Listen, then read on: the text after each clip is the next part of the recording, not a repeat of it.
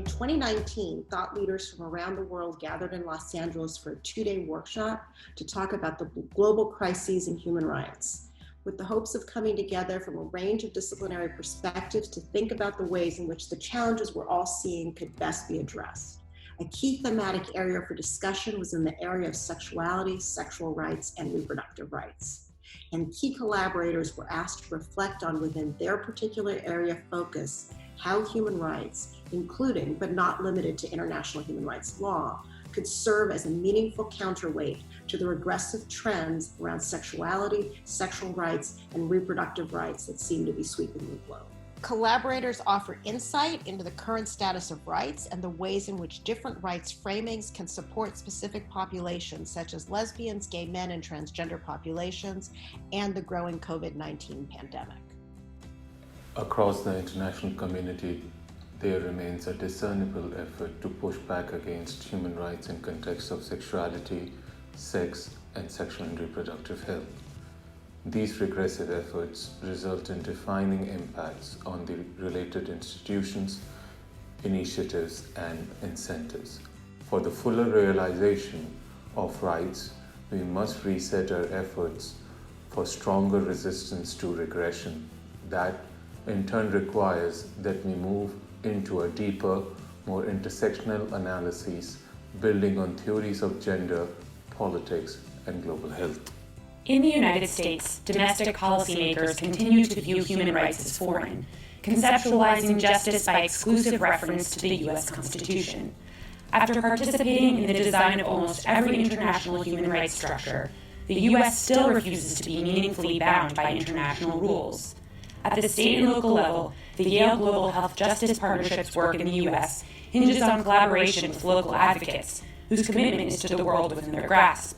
For this reason, we present human rights as a lens through which to identify governmental and other targets for advocacy and intervention, translating human rights principles into empirically supported, measurable policy recommendations.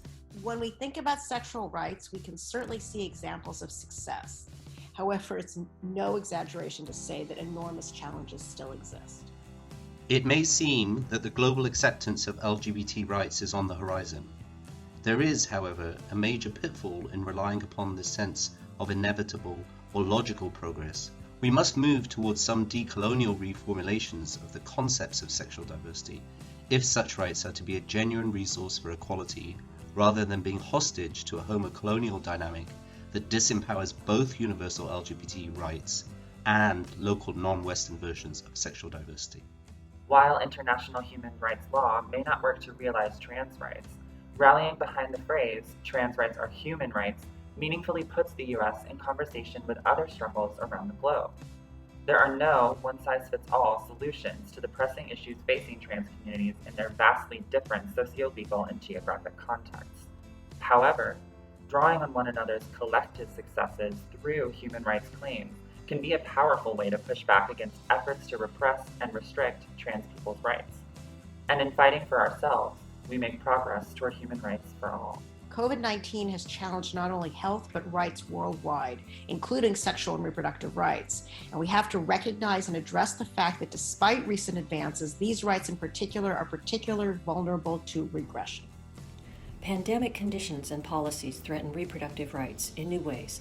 A human rights approach that centers in the fulfillment of sexual, reproductive, and health rights needs to overcome 3 barriers rising from this form of pandemic patriarchy. These aspects include a revival and deepening of government restrictions on women's right to choose, the limited access to abortion services under the argument of a larger health crisis, and the disruption of supply chains for drugs and pharmaceutical dependencies in a masculinist global market. Reinforcing reproductive rights is key to debunk narratives that use health panic as a way to roll back global efforts to construct indivisible health rights that are accountable to multiple systems of oppression based on gender, race, disability, poverty, and migratory status. Each person brought in a unique perspective. And to wrap this all up, contributors discussed how human rights can serve as a meaningful counterweight to the regressive trends around sexuality, sexual rights, and reproductive rights. Ultimately, what brings us together is that it shows how rights frameworks can help expose, assess, and challenge systematically the inequalities connected to sex, to sexuality, to reproduction, and ultimately to health and well-being for all people.